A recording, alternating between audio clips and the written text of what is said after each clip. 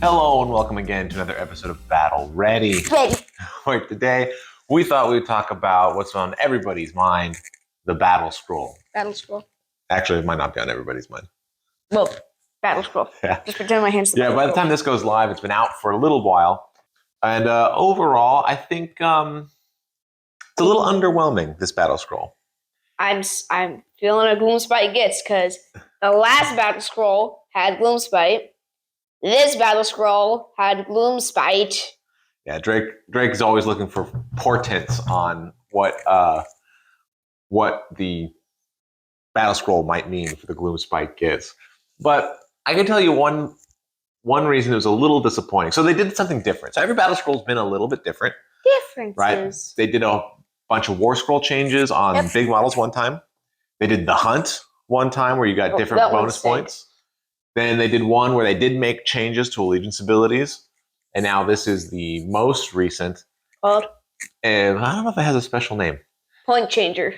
But that's it. So they did do other. So the Battle Scroll itself is almost entirely points changes. Yeah. Now some of those points changes are great. They look like they're helping up some armies, especially the Cruel Boys, because man, 10 gut repus for 180 points, that is a big ask. And so dropping them down to 160, which is what they did, is better. Good. They're fixing it. That's the right direction. Drop them down to around 120, 130, and I think. Yeah, maybe 140, but yeah, I still think 160 is a little bit high for them. But at least you can actually play the other two armies now. Yeah, at least it's not 180, right? So they did some stuff like that. But to my mind, the Battle Scroll, the idea of it wasn't just points changes, because they've done points changes in AOS every year, right? Through Battle Tomes, through usually a winter update, and then through the GHB update in July. They always have been fiddling with points, to some amount of success, not always a lot. But the idea of the Battle Scroll, I thought, was saying, hey, this is going to be a balance update where we look at things that maybe are a little bit too strong or things that are a little bit too weak and actually change rules and war scrolls to make those things better. Nope. And did not. When they did that in the most recent Battle Scroll, like they made Scaly Skin not apply to skinks and things like that, I thought that was really good. I wanted to see more of that, more war scroll changes, more rules changes. And this one had very, very few of them. Gloomspite affected the spiders. Yeah, so this Gloomspite now can have, if you have a spider general, you can have spider fang units as battle line. Okay. The shaman with his pot grot in the Cruel Boys can give poisons and cast a spell. That I really enjoy. It is a good change. Don't get me wrong. I'm not saying it's a bad change. It's just that they were very, very minor, and that's pretty much it. And then what they did at the same time was they released a whole host of FAQs, some of which are, the vast, vast majority of them are really sort of just clarifications for people that were trying to be, rules lawyers and try to read into things. Most of the FAQs could be summarized as Games Workshop saying, stop it, just play it right. Just play normal. Stop it. But there are a few things that were clarified. Now, these aren't in the Battle Scroll specifically. These are found throughout the various FAQs. But there's a few things I wanted to go over, Drake, because I don't think we've talked about all of these. Yes, of course. Lovely. And see what you think. So here's a couple things that I would not have guessed, or are not immediately obvious to me at least, some clarifications from Games Workshop. Number one, let's say that you can fight on death. So maybe you're Hollow Knights fights on death. Maybe you're the Snake Ladies that fight on death in the Snake Lady subfaction. When you are allowed to fight on death, can you pile in first? No. Yes. Why? Rule turns out, yes, you may pile in. Now, they have to end in coherency, so you can't pile 3 inches away from your unit or whatever to get that attack in. But if you've got a guy that's in the back, you can pile them forward and get that attack in. That's sort of cool. All right. They also clarified, so there's a couple of heroes in the game that aren't wizards. Yes. Let's be normal, please. Okay. Okay, thank you. But even though they're not wizards, they can still unbind. Like the Etheric Navigator has an unbind, right? Yes.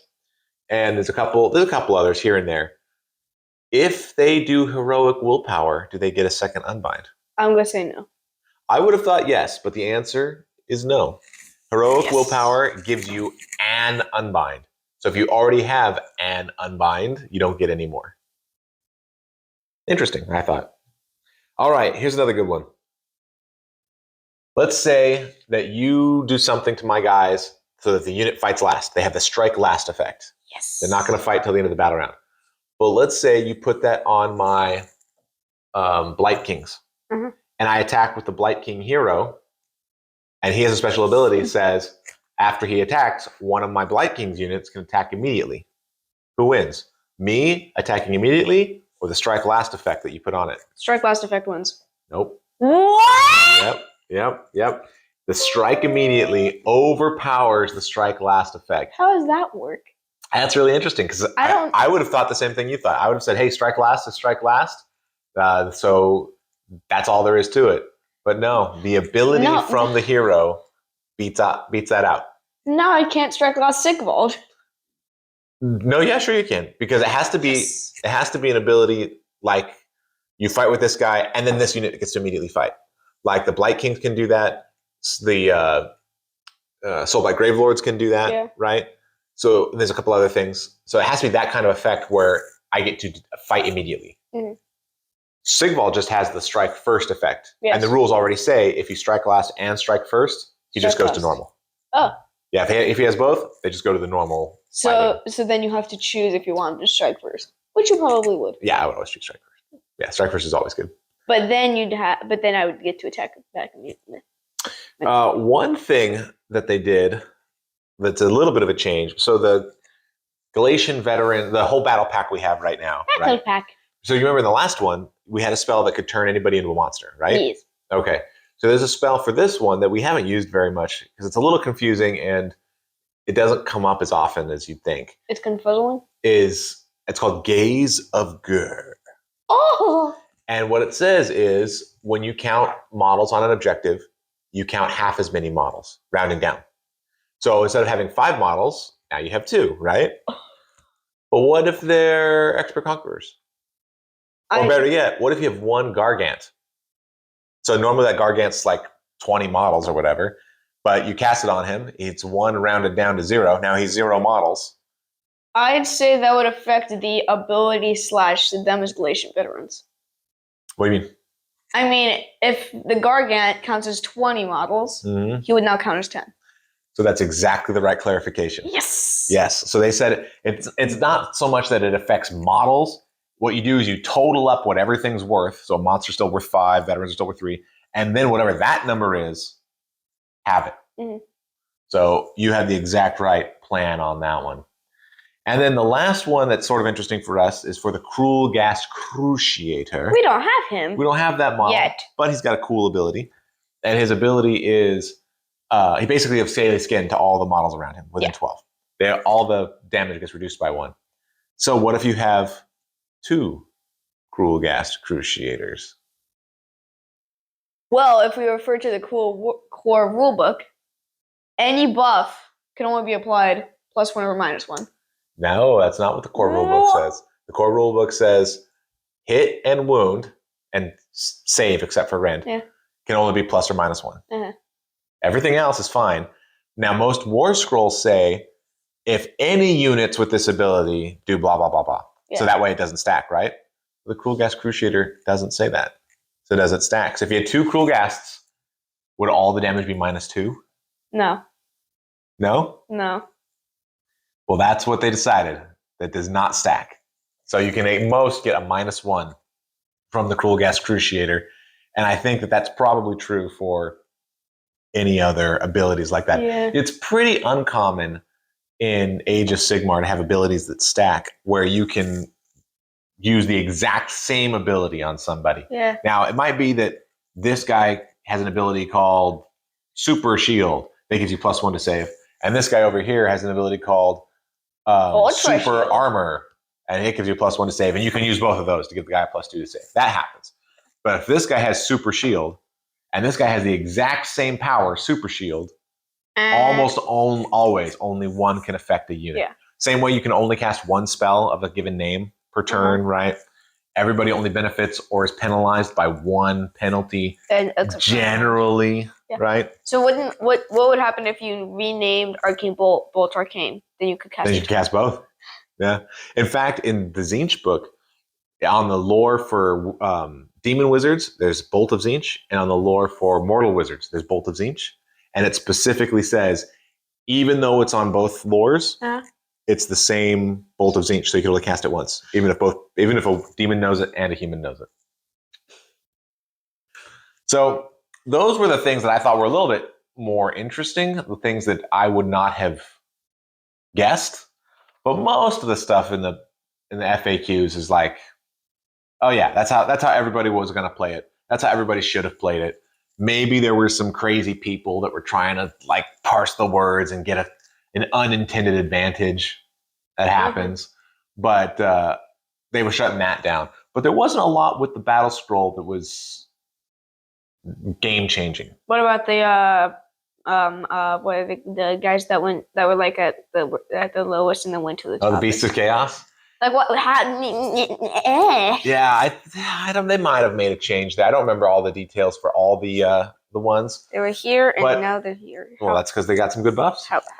But I think that the battle scroll mostly stayed away from changing rules in War Scrolls. In fact, because Suns just came out, Lumineth just came out, they basically didn't touch those guys at all because they said, well, we want to see what the battle tome looks like, which is fine. And then they got...